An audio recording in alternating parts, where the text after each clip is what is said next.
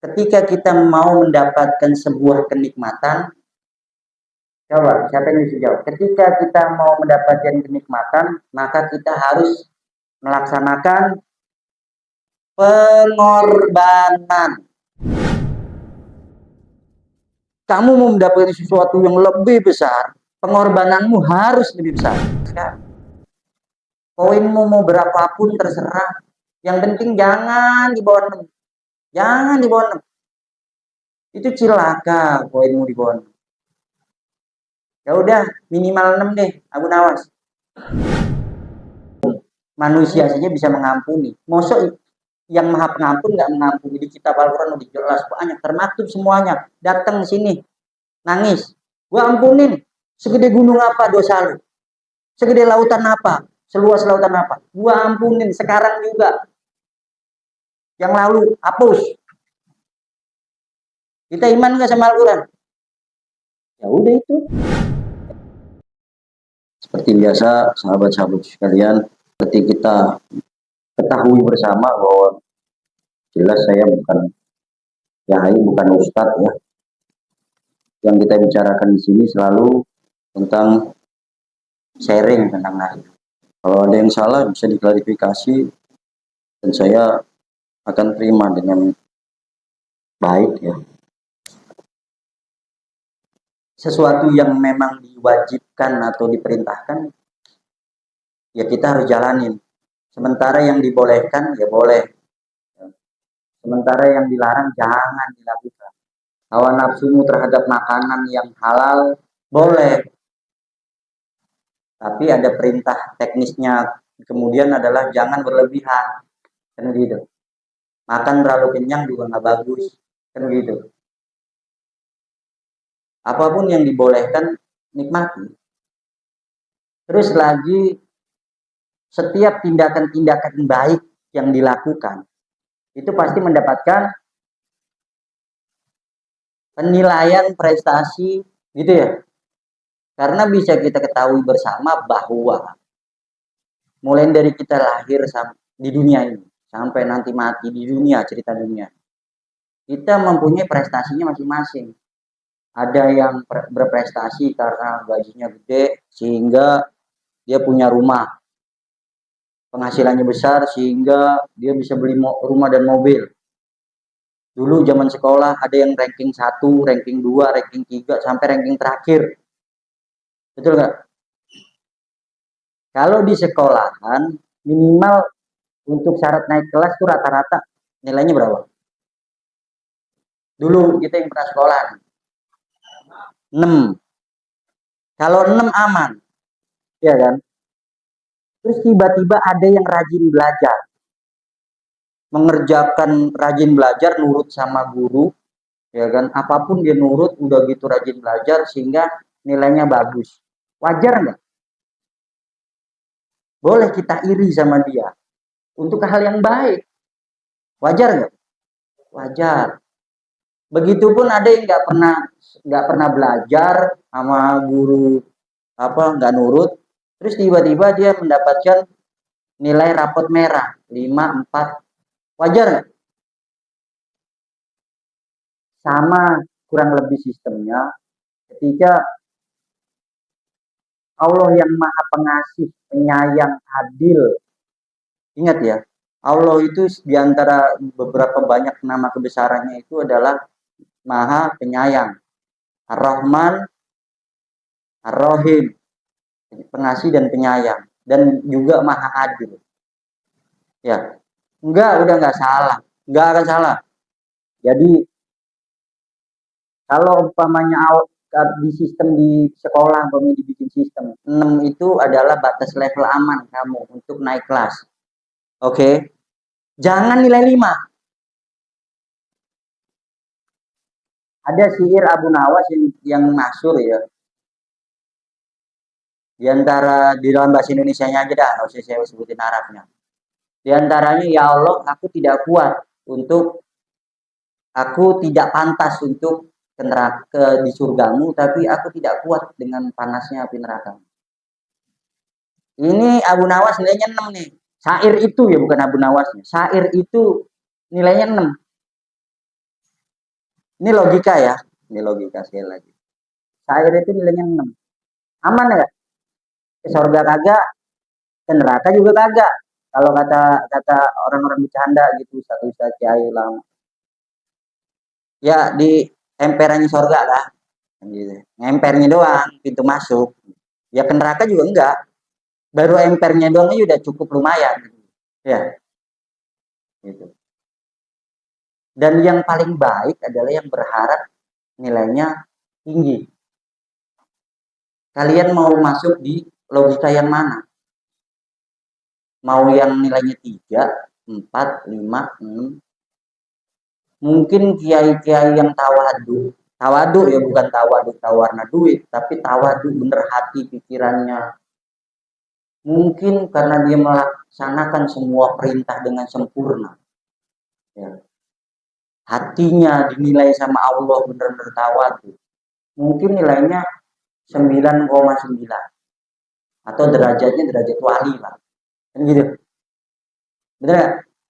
Boleh kita deki. Nggak boleh, karena itu prestasi dia. Minimal kita 8 lah. Atau kalau nggak 8 udah 7 deh 7. Karena catat inget-inget. Setiap ini sistem sama. Semua mau game, mau kehidupan asli, bahkan di agama ada dalil-dalilnya.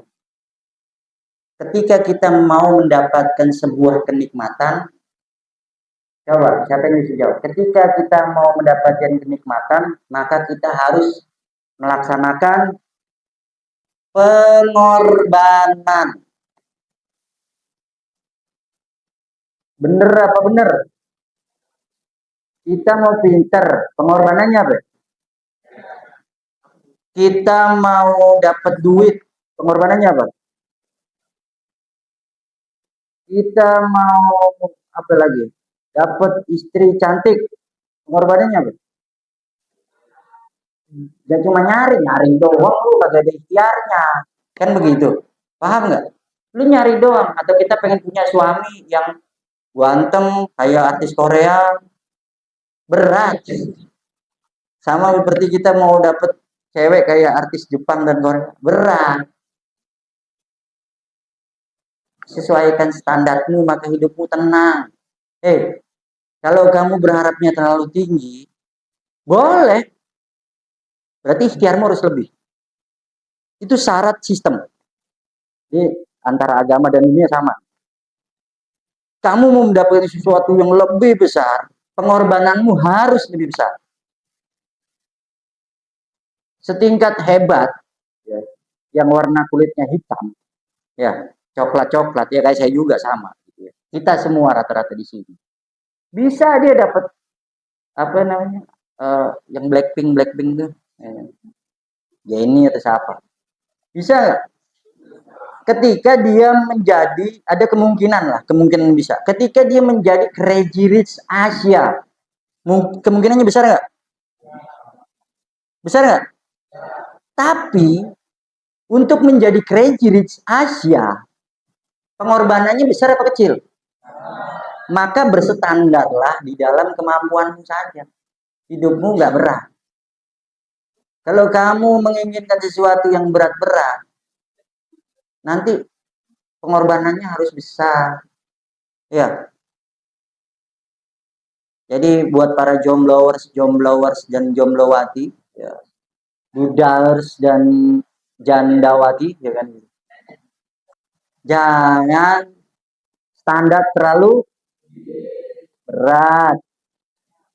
Standar yang benar itu adalah apa? Kalau manusia itu sering ditipu dengan matanya. Benar? Ganteng, cantik, ya kan? Ya memang indah, ya kan? Di bawah kondangan enak, ya kan? Membanggakan. Tapi lihat dulu, yang paling utama bukan itu. Yang paling utama apa? Baik, baik akhlaknya, baik adabnya, kan begitu. Benar nggak? Kalau standarnya itu gampang, gampang pasti nyari jodoh itu gampang. Jomblowers dan jomblowati. Dan perhatikan, setiap dalam kehidupan mau game yang tukang main game, setiap kesalahan pasti akan diganjar dengan hukuman. Hukumannya skornya berkurang kalau di game. Ya, oke, nilainya berkurang, tadinya 9 jadi 8, bahkan anjlok jadi 6, bahkan anjlok jadi 3. Ya tergantung nih. Ya kan? Orang ini rajin puasa, rajin sholatnya udah oke, rajin puasa, tahajud dan lain sebagainya. Tiba-tiba dia melakukan sesuatu yang dilarang. Turun nggak skornya? Oke. 0 skor kita. Banyak banget salah kita. Kita punya salah terlalu banyak. Di sistem apapun, termasuk di dalam agama Islam, di dalam petunjuk kita di Al-Quran. Apa yang harus dilakukan? Contoh saya kecontohin kemarin, tiba-tiba umpamanya Dede nyolong kompresor, nggak ada ampunan tuh. Kalau di dalam sistemnya nggak ada ampunan, di dalam peraturan maksudnya nggak ada ampunan. Apa hukumannya? SP3 dan dipidana. Hukumannya itu. Pertanyaannya, di Campe ini pemiliknya siapa? Saya. Apa yang menyebabkan kamu tidak jadi dikenai hukuman? Bagaimana caranya? Caranya gimana? Ini besok Dede lu masuk penjara. Kenapa lu ketahuan nyolong kompresor? Masuk penjara, dikeluarin masuk penjara. Kalian lah, bukan ngoceh Dede, kalian. Gimana kira-kira? Hah? Datang ke pemiliknya atau yang mempunyai sistem atau yang mempunyai keputusan tanggung jawab yang paling tinggi. Nggak cukup cuma datang, nggak cukup. Kalau enggak ya kamu pasti dihukum. Tanpa itu kamu pasti dihukum. Itu pun kalau kamu datang belum tentu kamu dimaafkan. Pasti dimaafkan nggak kalau datang? Taruhlah umpamanya perusahaan ini punya saya. Dia nyolong kompresor, hukumannya kata HRD dipecat plus di penjara. Udah nih, keluarganya udah nangis-nangis nih. Masih ada jalan terakhir. Kamu datang ke pemiliknya dan kamu meminta maaf, mengiba-iba. Kalau perlu kamu menangis-nangis. Saya bertobat dan minta maaf. Saya tidak akan mengulangi lagi perbuatan ini sampai kapanpun. Pasti dimaafkan nggak? Belum tentu juga. Tapi tanpa melakukan itu pasti dimaafkan nggak? Sudah tidak pasti tidak dimaafkan. Oh, nggak ada ikhtiarnya, nggak ada perbuatannya. Jadi paham ini logikanya sederhana sekali. Kan begitu. Syukur-syukur 7 masuk dikit surga. Pintu yang paling depan tuh. Ya kan? Mayan. Ketika ada yang ranking 9 terus ada tiba-tiba di jajarannya Nabi Muhammad, namanya sesuai dengan dalil ya kita. Ya kita nggak boleh iri. Karena yang dilakukan dulu adalah prestasi-prestasi. Benar nggak? Setiap kita menginginkan sesuatu, pasti harus ada saya kepengen disayang sama istri saya. Wah, ada pengorbanan. Gue kasih duit belanja. Udah nikah, halal. Jangan gue kasih duit belanja. Ntar raut mukanya berubah. Hari demi hari, bulan demi bulan, wah, terjadi kekacauan, chaos dalam rumah tangga. Begitupun sama juga perempuan. Jangan layani suami. Jangan bikinin kopi, jangan bikinin makan, jangan bikinin minum atau dan lain sebagainya, atau jangan layani mungkin kebutuhan batinnya. Oh, siap-siap. Nanti suamimu akan menjadi sesuatu yang tidak kamu duga-duga. Itu hukum. Semua sama. Sesuatu yang mau kita dapatkan harus kita lakukan pengorbanan. Semakin besar pengorbananmu, maka semakin besar yang kamu, semakin besar prestasimu, maka semakin besar nih nilaimu. Jadi jangan sampai kamu punya nilai di bawah 6. Hidup kita gampang kok, cuman ngontrol aja. Ya. Bini gue namanya siapa? Novi. Ya udah Novi aja gue tidurin. Jangan yang lain. Enggak boleh. Jangan bini orang. Maka supaya hidupmu selamat, sesuaikan hidupmu dengan standarmu dan jangan bertarget terlalu tinggi. Jangan berangan-angan kalau kata kitab-kitab. Terangan-angan terlalu tinggi. Ya udah nikmatin aja. Ikhtiar wajib. Jadi kita membalansi diri. Hari ini harus lebih bagus dari hari besok, itu juga dalil. Kamu mau menjadi juhud, di dalilnya ada. Tapi kamu mencari harta, di dalilnya juga ada. Yang penting apa? Tidak melanggar aturan. Dan harusnya kalau kata motivator, kata kiai, kata ulama, kata orang sufi, harusnya apa? Kebahagiaan itu terjadi ketika kamu sudah bekerja keras dengan benar, kemudian kamu bersyukur, maka bahagialah hidup. Bersyukur punya istri, makin hari makin keriput, makin hari makin gendut. Bersyukur punya laki-laki, suami, makin hari perutnya makin maju, kalau foto ditahan-tahan, ya rambutnya makin putih. Bersyukur saja. Bersyukur dikasih anak sehat walafiat, nggak dikasih anak. Bersyukur. Bersyukur punya rumah, agak-agak bocor dikit. Oke? Misalnya duitnya nggak ada. Kalau lo paksain, nanti utang. Susah. Nah, supaya bisa mengatasi itu, maka pengorbananmu harus lebih dan benar. Baru kamu bisa mendapatkan sesuatu yang lebih. Kematian itu pasti. Kalau saya baca di kitab-kitab sufi, orang-orang sufi itu menganggap kematian itu bagaikan apa? Pesta perkawinan.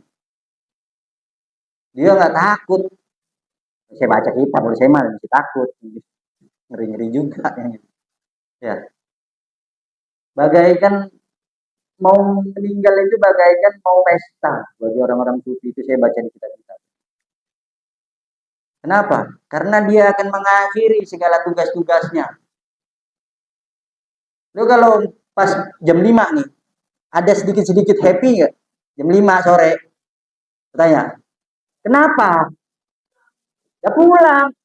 Lu terus kenapa kok takut mati? Kan gitu. Logikanya kan sederhana saja. Pulang kan harusnya bahagia. Berarti semua kerjaan-kerjaan selesai nih untuk hari itu. Gua pulang, ketemu siapa? Ketemu yang di rumah yang disayangi. Yang di rumah kan masih yang disayangi dong. Entah orang tua, entah suami atau istri atau anak dan lain sebagainya. Bahagia apa sedih? Kali ada yang pulang kantor sedih kali. Waduh, pulang lagi.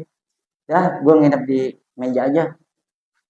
Kayaknya atau nginep di dekat kelas-kelasan. Gak mungkin. Ya, yang ada sampai rumah rebahan tidur atau sampai mes tidur buka HP. Pilihan bisa tuh berprestasi. Tiba-tiba ada ajaran isya, terus di situ ada pengajian. Pengorbanan nggak? Capek nggak? Terus kamu jalan lah, pergi ke masjid, habis pergi ke masjid kamu ngaji. Enakan rebahan sih. Nggak ada prestasinya tapi. Kamu mau berprestasi, mau disayang sama pemilik alam ini, ya logikanya, ini saya bicara logika ya. Logikanya ya kamu ikutin semua apa yang diperintahkan dan jauh yang dilarang, apalagi yang disenangi. Apa yang disenangi oleh pemilik kehidupan? Pengen tahu? Baca Al-Quran. Semuanya ada di situ. Apa yang disenangi, yang diminta, yang diinginkan, yang bikin happy pemilik semesta alam ini. Itu kamu lakukan. Logikanya nih, Saya cuma translate doang, menerjemahkan. Logikanya kamu pasti akan disayang sama pemilik. Ya, kita semua lagi berjuang termasuk saya. Mungkin di sini ada yang nilainya jauh lebih besar daripada saya. Mungkin banyak di sini. Ya, saya juga sedang berjuang, kita semua sedang berjuang. Kita belum tahu nilai kita berapa. Sampai kita selesai, ya. Jadi lakukan segala apa yang diperintahkan. Jangan sampai 5 sholat lah. Yang belum jarang sholat, minimal sholat lah. Sehari sekali dulu deh. Seraya 2 hari sekali, tingkatkan lagi pengorbananmu 3 hari sekali, 3 hari sekali. Sehari 3 kali, sehari 4 kali, lama-lama sudah sehari 5 kali. Datengin pemiliknya, terus kamu menangislah sekencang-kencangnya. Bos, ampunin saya bos, saya udah nolong kompresor, saya jangan dipenjara bos. Saya jangan dipecat. Kemungkinan ada kemungkinan diampuni.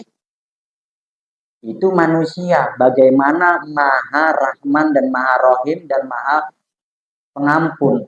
Manusia saja bisa mengampuni. Mosok yang Maha Pengampun nggak mengampuni? Di kitab Al-Quran udah jelas banyak, termaktub semuanya. Datang sini, nangis, gua ampunin.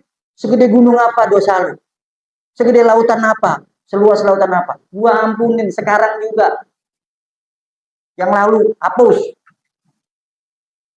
Kita iman nggak sama Al-Quran? Ya udah itu. Yang paham ya. Jadi kita percaya bahwa Tuhan kita ini Maha Pengampun. Maka lakukan yang terbaik. Ikhtiarlah, pengorbananlah sebanyak-banyaknya sampai nanti waktu perjumpaan, sampai nanti waktu pulang. Pulang kita bahagia, insya Allah, amin. Ya.